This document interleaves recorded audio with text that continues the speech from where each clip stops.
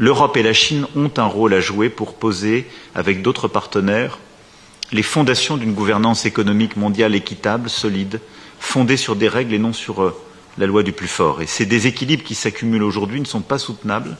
Ils font courir des risques de crise financière.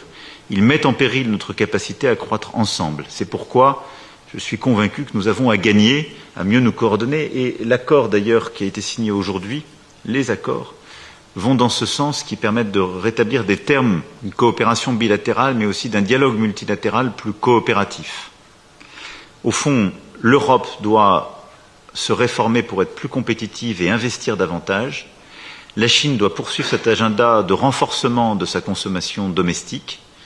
Et nous devons trouver un cadre pour accroître les investissements directs chinois en Europe et en particulier en France, créateurs de valeur ajoutée et d'emplois.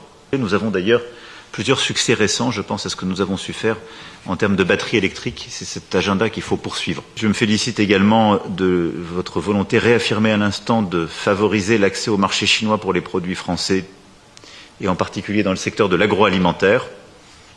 Nous avons su trouver une issue à ce qui était un moment des sujets de malentendu et nous continuons d'avancer. Et je considère que tout ce que nous pouvons faire pour l'agroalimentaire français, du vin à toutes les grandes filières, porc, volaille, bœuf, etc., est absolument clé.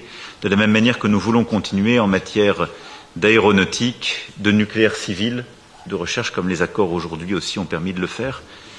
Et nous avons pu ensemble, au service de cet agenda, souligner l'importance des échanges humains et nos échanges d'étudiants.